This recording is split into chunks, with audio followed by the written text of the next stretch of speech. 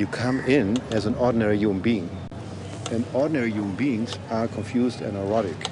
So that's a wonderful thing that when you meet a great master like Tulku Urgyen, he is your dad, he is your father, he is your shrink, he is your friend, he is your meditation teacher. He covers a lot of roles, and we all were there. And that also enhanced our own neuroses. And that's exactly what happens around a wisdom master. Everything gets enhanced.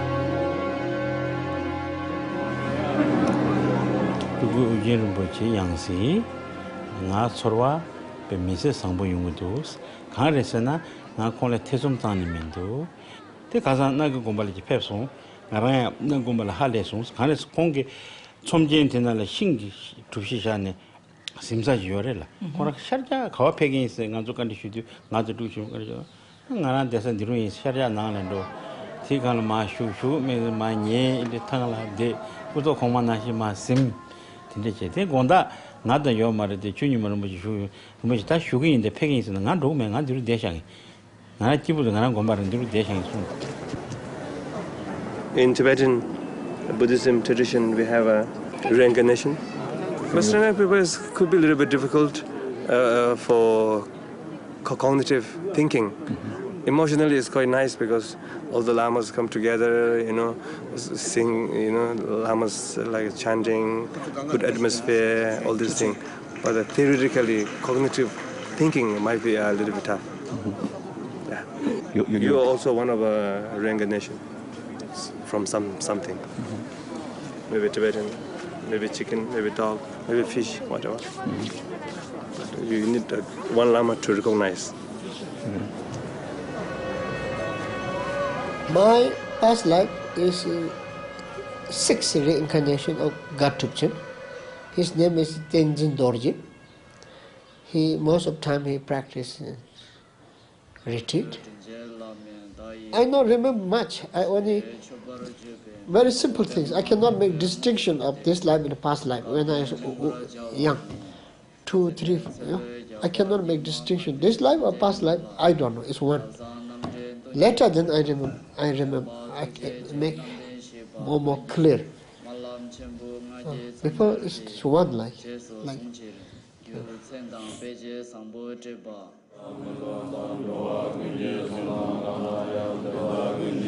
Zambulingla apa mangbo yores. Apa ta zambulingla bubu changma apa megen yo mare. Ina zambuling nangle ang thangbo yimba chigi apa ke dushi sharate.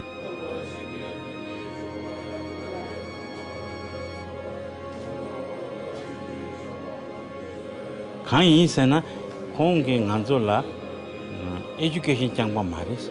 Wisdom education nang sons. Inaya korangi chungchung gani nganzola oi 진조 마음발라 최최고레스 첸데다 치만이데 치만 내가 제거래 진조 미망을 펜셈 제거래 진조 함벌 제거레스 진조 배 용중체 셴은 너바 마체스 셴은 펜바 제거레스 키란수 미 양탁바지 고그레마도 미 너무 미티 제는 이보고도 되게 말았어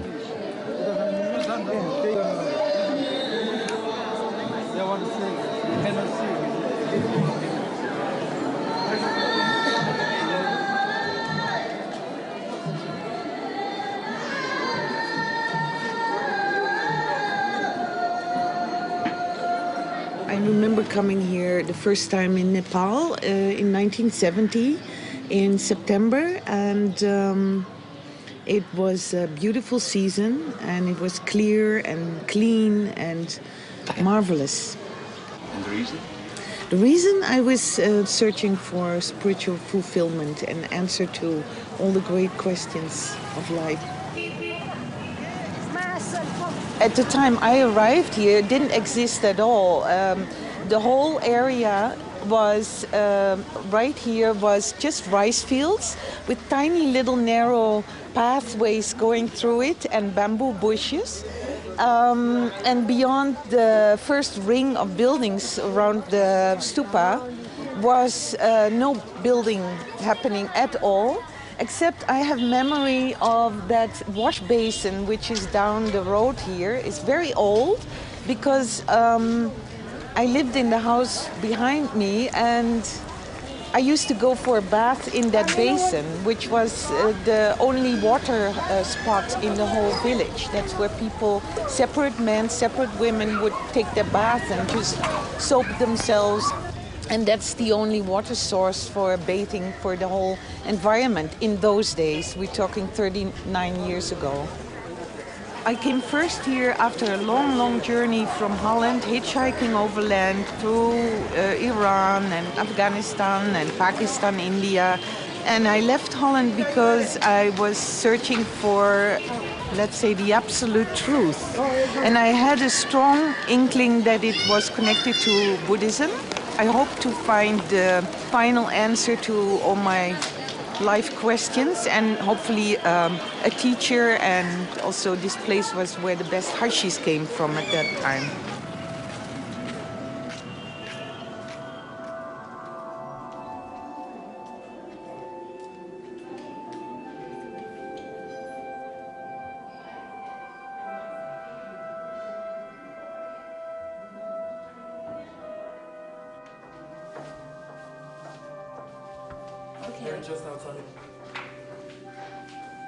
This is the office that I've worked with my husband, my former husband, now my partner, in our publishing company, Ranjing Yeshi Publications. And I think we've been in this office since sometime in the 90s, but we've been living in the monastery on and off since the 80s. And we also have a small place up at Nagi Gompo where we stayed with Tulku Urgyen. We were primarily there. So all the Ranjing Yeshi publication books, including Blazing Splendor, which is the story of Tulku Urgyen's memoirs, kind of came out of this office in one way or another. So I've had the fortune to also be Tulku Urgyen's biographer. I've been his archivist, and I've been his biographer working with Eric Pema Kunzang. And that's the other thing to say, is that when you're married to the translator, it's a lot easier to get teachings than if you're not. So I had that fortune. So it's all the time like this. In the evening, we always gathered after the teachings, had a drink. You know, whoever was there, they would, after the teachings, always come to my flat. And at daytime, sometimes we would pose in yogic Buddhist attire, just for memory's sake. Here was Nubri Tulku. Holy smoke. He was the heart of the party in Nagi Gompa. You could go to him at 7 in the morning. You would walk by his house, he lived in the first floor where the nuns are living, and he would go always. That means come up. So at 7 in the morning, we would go up there. Then there was one nun already making buckwheat pancake, which he would paste with hot chili sauce, and then he would get hot rice beer, you know, and a pancake and a rice beer and a rice beer and a pancake. And then an hour later we would go to say hello to Tulku Urgyen. And when you say hello to Tulku Urgyen, you always bunk head. Huh? And when you bunk head, you always get, you guys have been visiting Nubri Tulku. Kind of normal procedure in Nagi Gompa. This is so nice. So all these memories come up. So that was that life in Nagi Gompa. Let's see what else we have. This is Tulku Urgyen trying to teach us what the hell I'm doing with those guys. These are my tango days in Kathmandu. After Rinpoche passed away, I brought the Argentinian tango to Kathmandu. I flew him a tango master, and then we started teaching tango in Kathmandu, to the eternal horror of my Buddhist friends. They actually came up to me and asked me, "Are you still a Buddhist?" When I asked back, "Was I ever one?"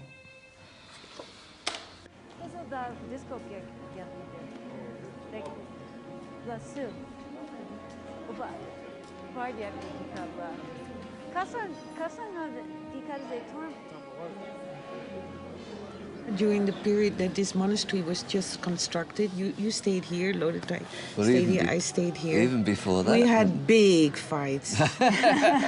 Big, huge fights. Like, I was staying under very humble censors. Okay, no telling. When you tell, did people know? They come in Holland to my studio later on, that they will film more. You know, it's not a matter of friends, it's a matter of family. You really don't get to choose after a while your close Dharma friends. Yeah. I mean, if you had to choose them, you probably wouldn't, but then, you know, I don't think we probably would have chosen our families either, but we have that, it's a connection, a karmic connection, and how the older you get, the better you are at being able to respect that connection and appreciate it. But it's not a matter of choice, and it would be wonderful if we all had incredible pure perception of each other, and I think we do as we get older. We often hear, "Oh, those people in Nagigompa, they're horrible. They fight among each other, and they're not harmonious, and they're not how a real Sangha should be."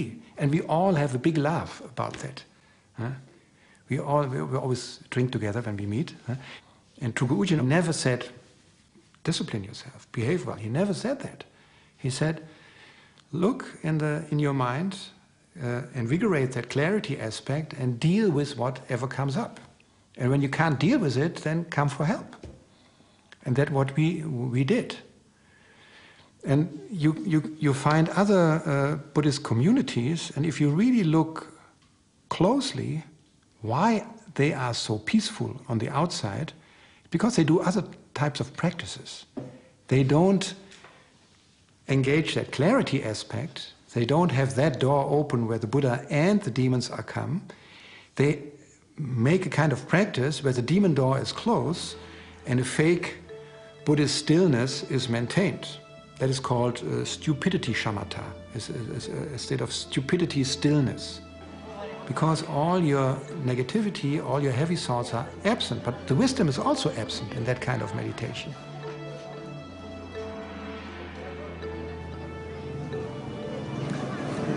I really believe the Western world has a big problem on the subtle body, energy body, stress out, fear, and messed up.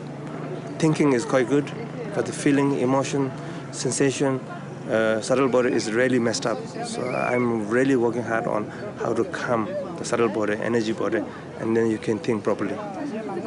Because you put so much energy of organized thinking where we don't have. We are like chaotic, but within this chaotic of life, but there's some emotionally well-being happening, but which is not 100% right.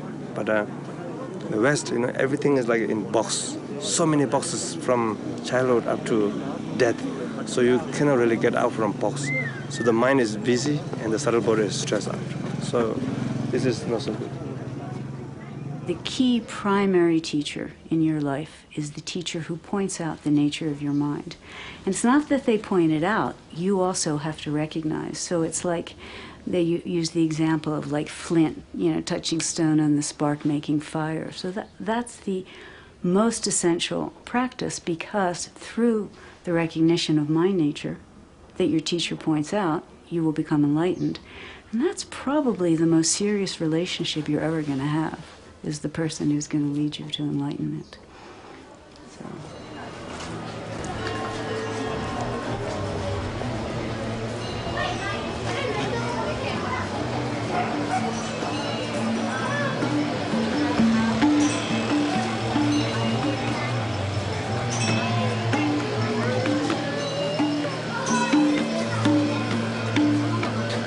Urgyen offered me sort of the job of going and stay at his monastery, eat with the monks 3 meals a day, and have a place to sleep in exchange for working with as an assistant with the other painters.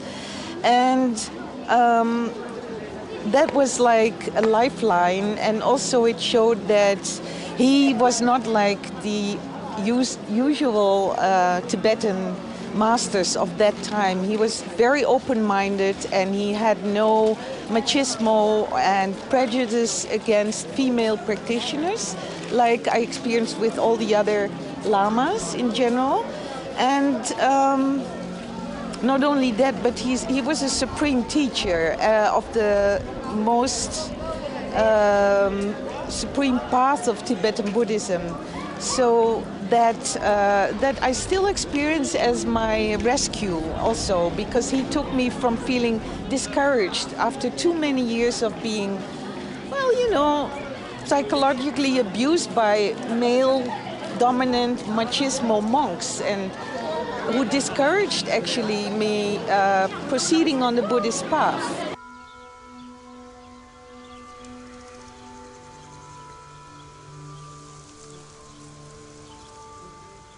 What makes Tulku Urgyen my personal teacher is like when you sit in Holland in your little chalet, then when you sit there and have your evening cocktail, then it's your personal experience of the sun shining upon you. So among the many suns, wisdom suns that are possible, there's one sun that's always with you, always accompanies you the most, nourishing you the most. And that was for me Tulku Urgyen. But definitely 3 millimeters behind is definitely Khyentse Rinpoche and Jat Rinpoche. So it's very nice to have several great masters. This is a picture from Tulku Urgyen Rinpoche from 1980 when he was in Malaysia, and he was in a really happy mood when that the shot was taken. And this is the famous picture that we call Liberation Through Seeing, when Eric Pema Kunzang asked to take a photo and told Rinpoche, please make this something that people in future generations can look at and see what it's like for someone to be in a meditative state, so that it'll be a great benefit for people.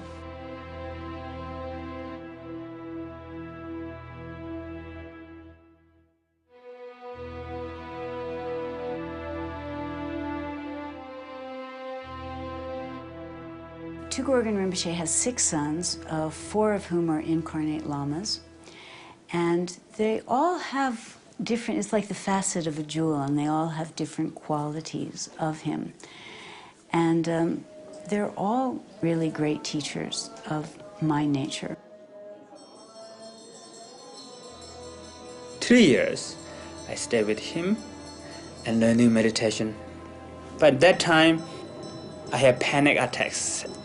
And after that, I did 3-year retreat at 13 years old. After finish my enthronement ceremony, next year, I went to a 3-year retreat. First year, my panic got worse. Then I used my panic as support for meditation. I really tried to apply my meditation technique from my father, because my father teach me how to use panic as support for meditation. Because normally there's 2 problems.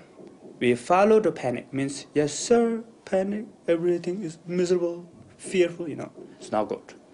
But if we hate the panic, panic becomes our enemy, not good. I just say hello, but that time I cannot speak Tibetan. I cannot speak English, I speak Tibetan. I didn't say hello as English, but I say in Tibetan. Then after that, my panic became my best friend,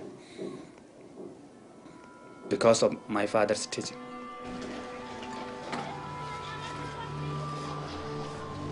I had been invited in 1975 by Tulku Urgyen Rinpoche, who I knew at that time for quite a while, to come and help with the production of these huge, big scroll paintings that are hanging here against the walls, and that were the only form of decoration at that time.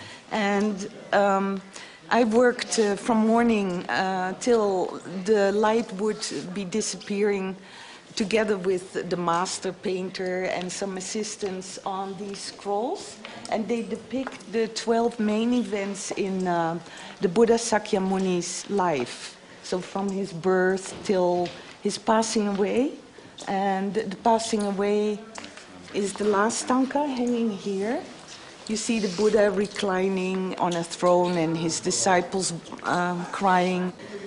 But after the work was finished, then it started, the whole finishing up of the monastery started and preparing for the arrival of the big Lama.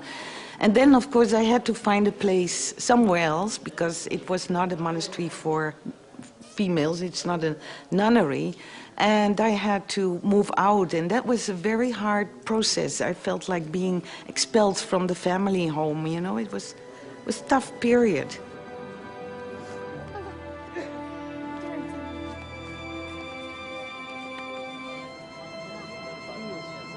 I had a problem before, depression. If you need to struggle with your thought and emotion, yes, you can. But if you don't want, there's a way.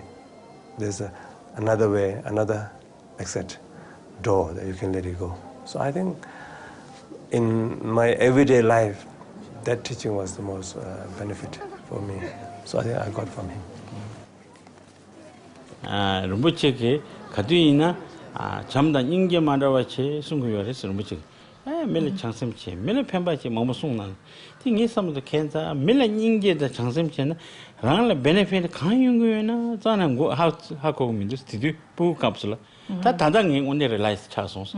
Mele pembache no mache changsemse debare. Shen chungchunga ngape notius. 정말 투가 잡고요. 나도 스라디나라 망분 징기스.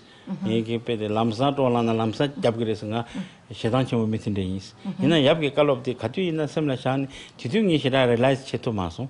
다 단다 섬로 단도 오니 잠든 인기데 내가 좀 버려도 다 등산 미 투술라 미 나라 테 로션바티 얍다 저일라만 바카티레 삼바도스.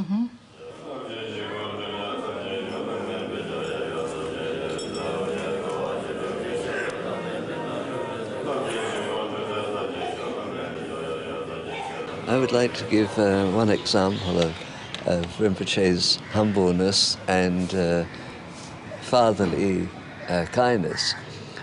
In Singapore, when we were both in Singapore, I was taken quite ill one night, and the Chinese monk said we must get him to hospital.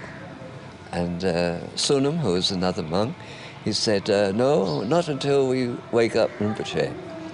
And when Rinpoche came to my bed, he said, "Oh, you go away, go away, go away." And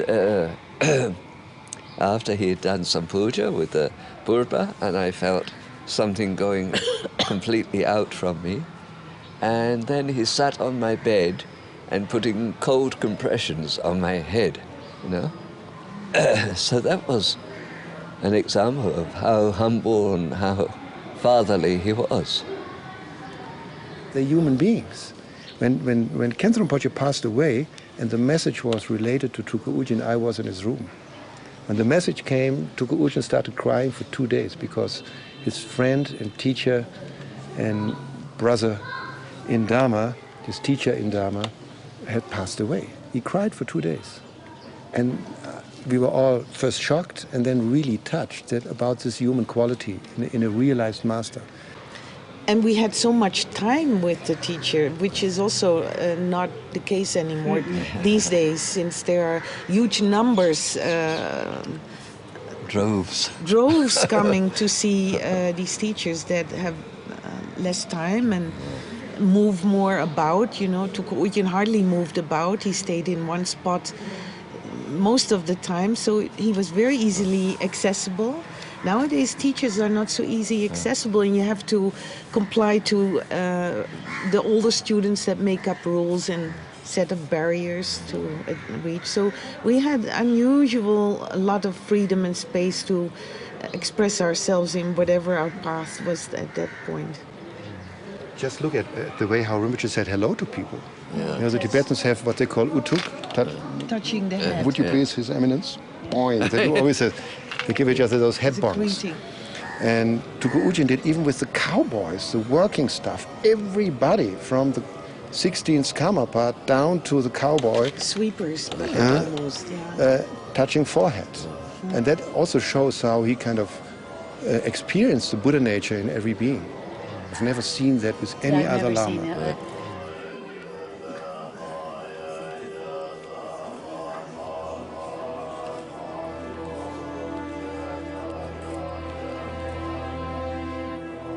For quite a while, Tulku Urgyen Rinpoche was ill. He had gotten quite weak, I think, in 1994, and that weakness progressed into other problems with his body, and he ended up having a gallbladder operation in Germany.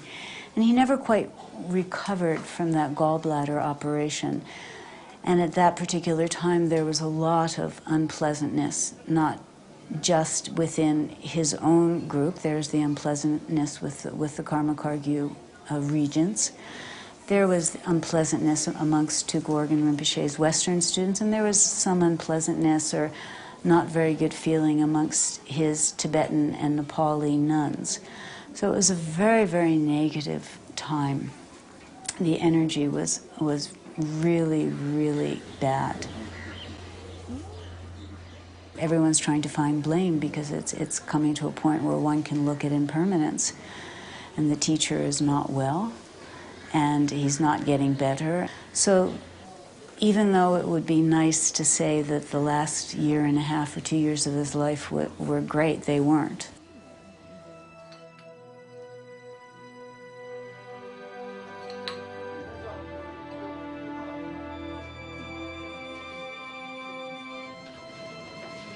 I was due to come here in 3 days' time, so he passed away 3 days before I was due to get here.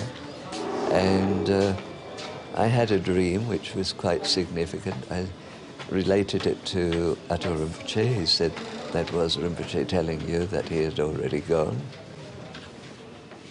So that it was quite shattering because we didn't expect him to go that quickly.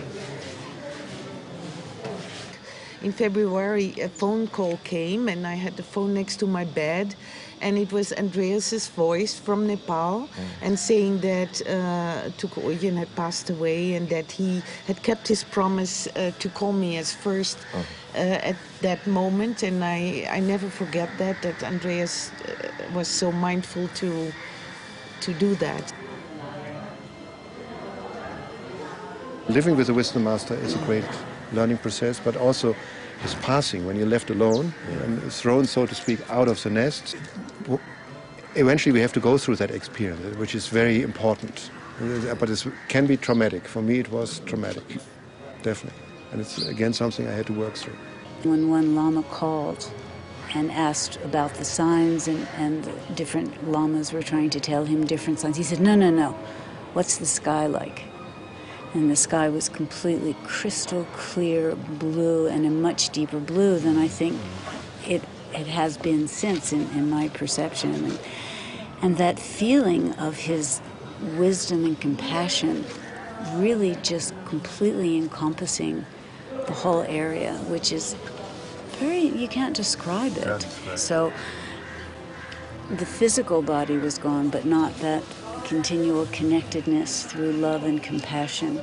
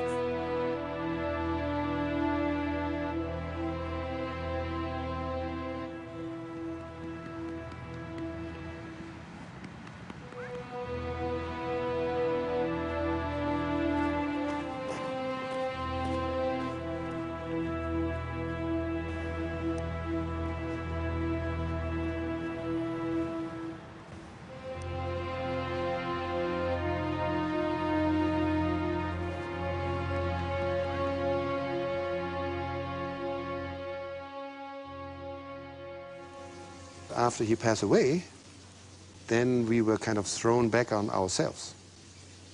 And then you suddenly discover that you are not such a great meditator.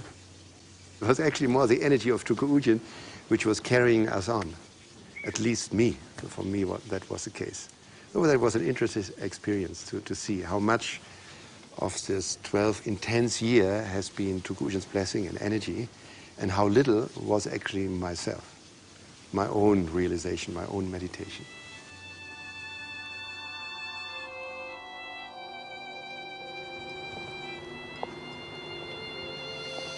I think it makes sense to spend a lot of time now on introspection and meditation. Yeah, I think that would be a sensible thing to do.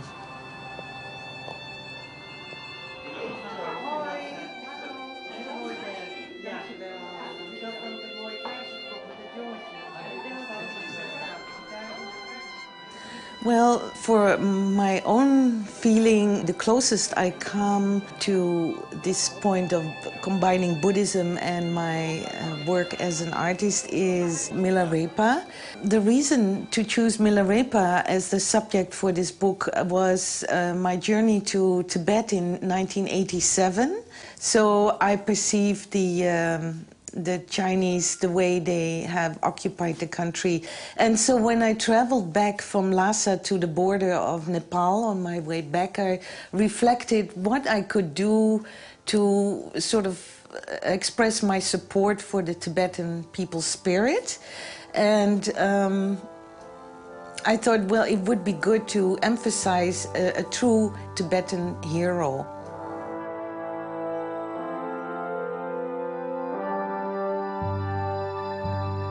The main teaching of the story of Milarepa has to do with the power of the will and how any adverse circumstances can be conquered by willpower. He attains full liberation from suffering and realization of Buddhahood. I usually do 3 main retreats a year, and they're somewhere between 3 and 6 months or 1 and 6 months, depending upon how much time I get. And I think you probably heard this before from us older practitioners. I would like to spend more time in retreat. One of my teachers has asked me to spend 8 months and to do 4 months of work. So that would be my aspiration. It hasn't happened yet, but I have been quite fortunate over the years to spend a lot of time in retreat, consecutive time as well, and be near Tulku Urgyen Rinpoche for about, for 13 of the years that I was seriously practicing. I could do retreat and then go at the end of the retreat and ask questions. And so that made a really big difference.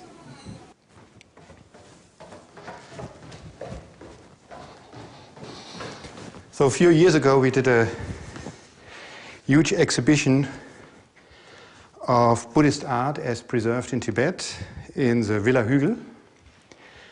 And we brought about 130 objects from Lhasa, from the Potala, from Dalai Lama's residence, Nobulinka, and other monasteries. We brought that to the Villa Hügel in Essen. In the Potala alone, they have more than 800,000 art objects catalogued in one place alone. So the wealth of art there is unbelievable. And I got the job for 2 years, and it was so intense that I used to get up at morning at 5, made my coffee, and by latest 6 o'clock I was on the computer and would work till 7 or 8 in the evening till I finally collapsed. And then the result was a heavy duga of a catalog, which everybody complained about because it's impossible to carry it through the exhibition.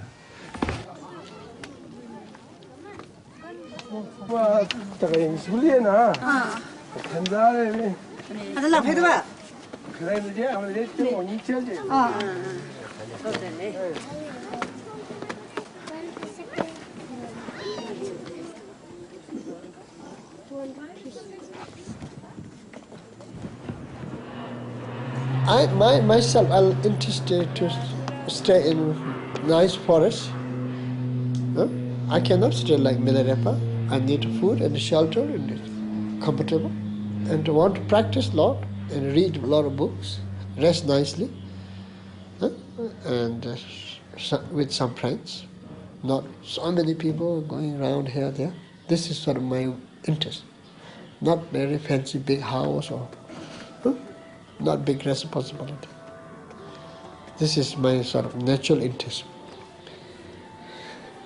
But whenever I saying to my teachers, I want to do retreat, not one, not two, all of them sort of they have meeting and say, want to say something, same words. They say, why you want to do retreat? You are reincarnation. Still you need to do something, then there's no purpose to reincarnation, has nothing, no value. Past lives, you've done so many practice, so your mind is need to be a little bit more stable than, so your love, your wisdom, your tolerance need to be something different, otherwise what purpose? And you're born for what reason? To help a sentient being, right?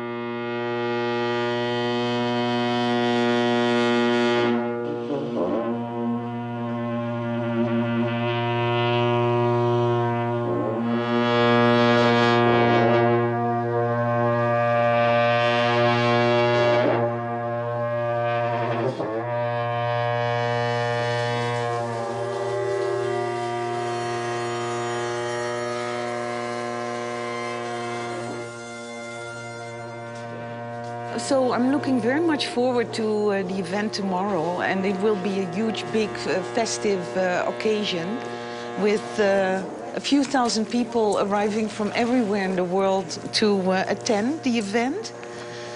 And for days now, I hear the sound of all the monks practicing their instruments to play ritual music during this ceremony. And outside, they're making a red carpet of red paint on the entranceway, and they're going to decorate it with 8 auspicious symbols laid out in rice. And yeah, it will be exciting, totally.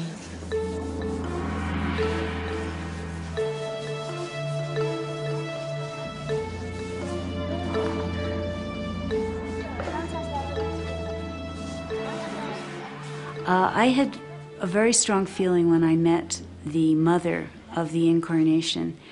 In, I believe it was 2001, I traveled to Bir in India. And I met her and I said to my partner, Eric Pemakunzang, she's pregnant and she's pregnant with Tulku Urgyen's incarnation. And no one even knew she was pregnant at the time. So throughout the year, while she was pregnant, I kind of kept tabs on her, and of course we found out that she was having a boy. And then I had a very strong experience on the morning that the child was born, and I knew the child was born. So it took about 5 or 6 years for Tulku Urgyen Rinpoche to recognize the boy. So it was more like, okay, now it's official. And Tulku Urgyen Rinpoche is a very old Lama by now, born in Tibet, and he is the highest authority for the situation to indicate and recognize reincarnate Lamas from the same tradition and transmission lineage as Tulku Urgyen's. And he is the one who had indications about the parents and the place of rebirth, and he actually confirmed that this person is actually the person who has the mind stream of Tulku Urgyen, is the incarnation of Tulku Urgyen Rinpoche.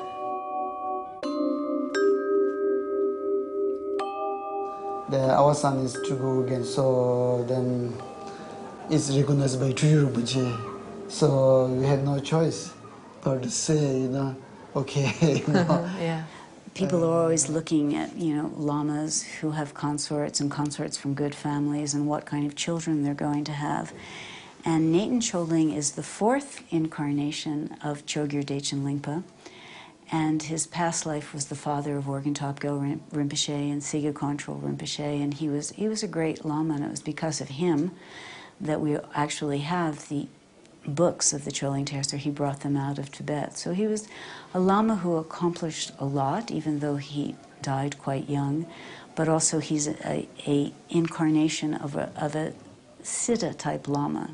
My guru, Tulku Urgyen Rinpoche, and the 16 Karmapa, they recognized me since I remember when I was like 2-3 years old. And so they recognized me as a reincarnation of the Chogyur Lingpa, the fourth reincarnation of Chogyur Lingpa. So since then, I came down in the monastery to India, and I grew up in the monastery, and so yeah, that's about it, I think. So everyone looks at a person like Naten Choling, and you can meet him, and actually there is a yogi. There is one facet of a yogi, this very simple yet stable individual who you feel emanates so much love and compassion. And then his beautiful consort, who amongst the Tibetans, people had talked about her for a long time. If you listen to Tibetan gossip, they'd always talked about that daughter of a Gyare Rinpoche as being special, as being a Dakini, a Khandro. So it's probably no surprise that such remarkable parents will have remarkable children. Yeah, since, they recognize me as a reincarnation, my job as a teacher, so eventually, yes, I'm going to think myself as a teacher. And then, yeah, director, I met filmmakers, I think I like to make film.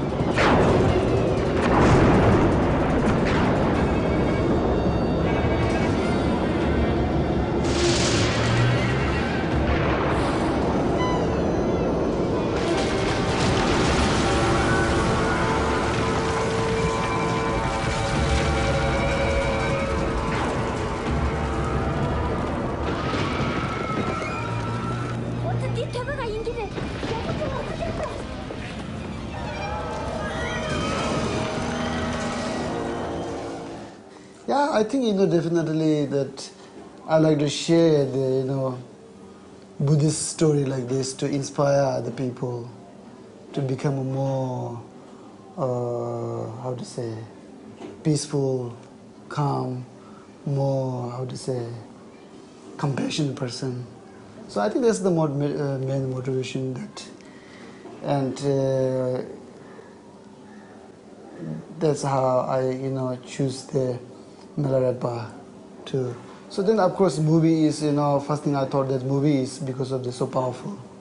Mm-hmm. It can reach many people. Example, like in Nepal, you can see in Delhi, everywhere now there's Milarepa. Pirated version. Of the series, But it's good. It's doing its purpose, yeah?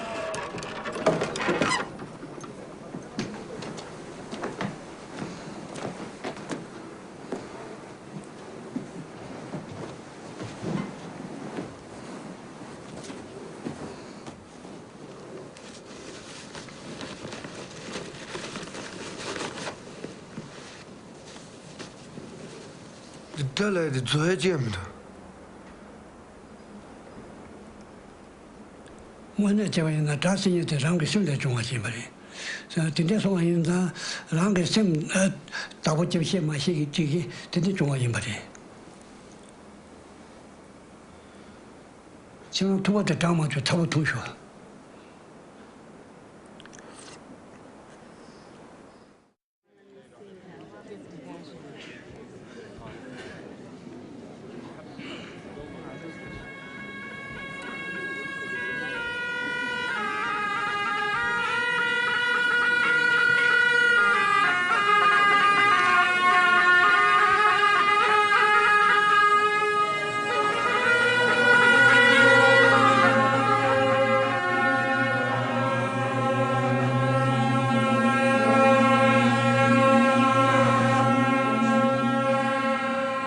we feel very joyous, at this moment. Everything went very well, and to see all the students of Tulku Urgyen Rinpoche come from all over the world, and to especially have Trishik Rinpoche come down, I'm extremely, I mean it, I'm really grateful, I was thinking that if he couldn't come, the ceremony will not be full for me as a mother, because as a mother, you always want the best for your child. So for me, having Trishik Rinpoche come and bless the Yangtze, bless us, bless everybody, bless the ceremony, for me that was my biggest aspiration. I was always praying, please make sure he comes, so I'm very happy.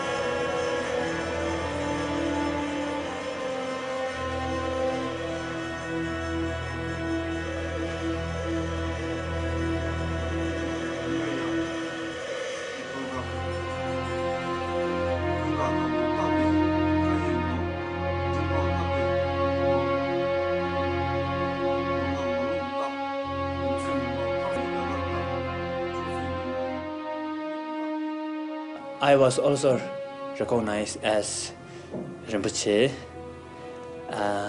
In fact, two. One, 16, His Holiness 16 Karmapa recognized as me 7 Yongge Minju Rinpoche. And another one, His Holiness Dingu Chenze Rinpoche recognized me as 2nd Ganju Rinpoche. And I have now big confusion because I have 2 minds here. And they all fight. No, it's okay. No problem. But I don't talk about that. And special in Tibetan Buddhism, we don't talk about our inner quality. Oh, I'm such living Buddha and come to this earth and to save you. We don't talk about that.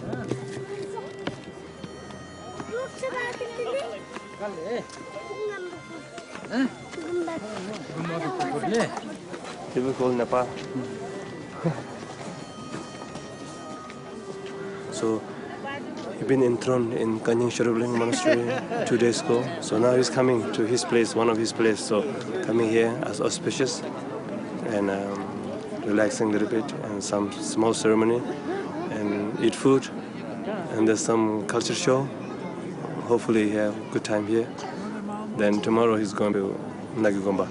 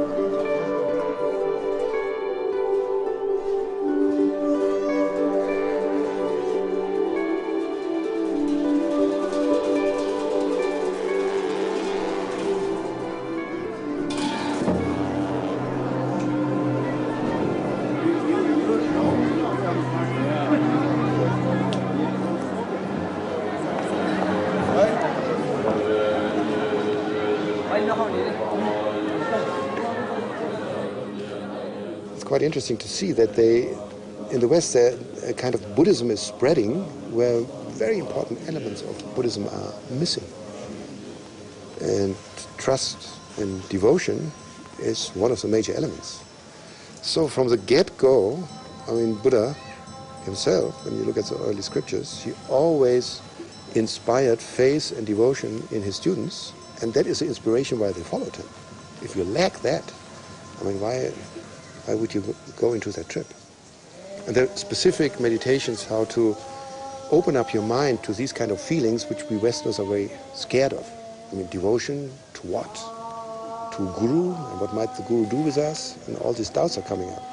So one needs to first learn gradually what is devotion, to what is devotion directed, what is a Buddha, what is the Buddha nature, how does it relate to me, what is a qualified Guru, what is a fake Guru, how can I distinguish those things. You need to educate your mind in order to free your mind. And this is the sad thing is that there are not so many wisdom masters around, and that Western students somehow expect that the Lamas kind of come to their doorstep. When you're really interested in finding wisdom masters, then you have to go. Basic understanding is to base on life after life. And that base on is mind and matter. And mind is different from matter.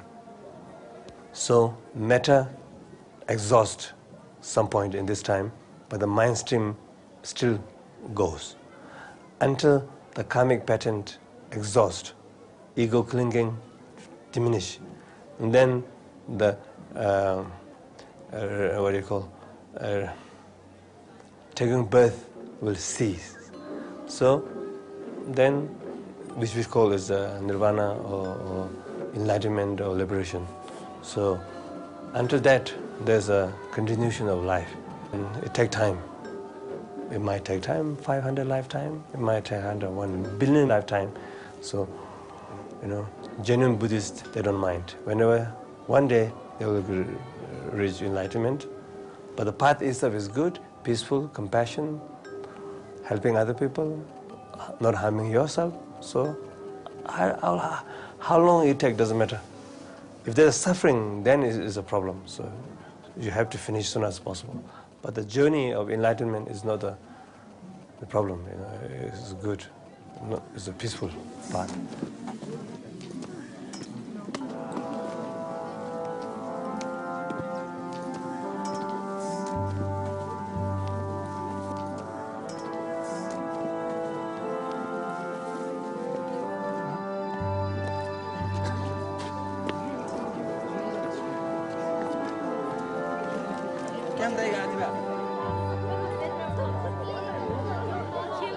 Today is the very auspicious day where the incarnation, the reincarnation, the rebirth, so to speak, of Tulku Urgyen is coming back to the monastery here.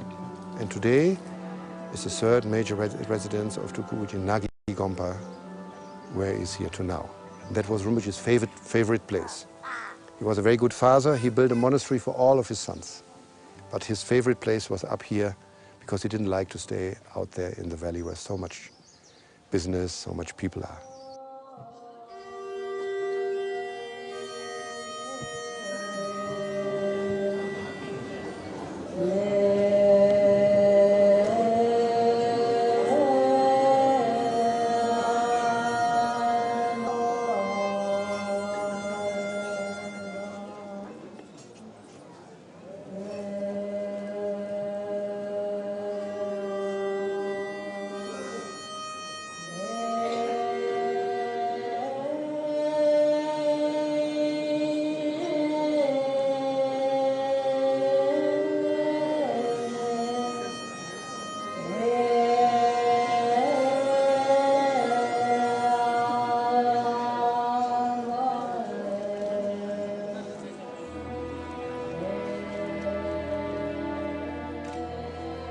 People in Tibet take it really seriously. You have a Tulku, so you give it up. And parents give up their kids joyfully, So that's the difference. But now times have changed also, and then I think these days, like, I don't like to say give up. It's more like he'll be moving to different places. Like, so he'll stay here. We'll come here once in a while to see him. And during his vacations, he can come up to India, see us, spend some time. And sometimes we can go out of the country. So it's not like giving up.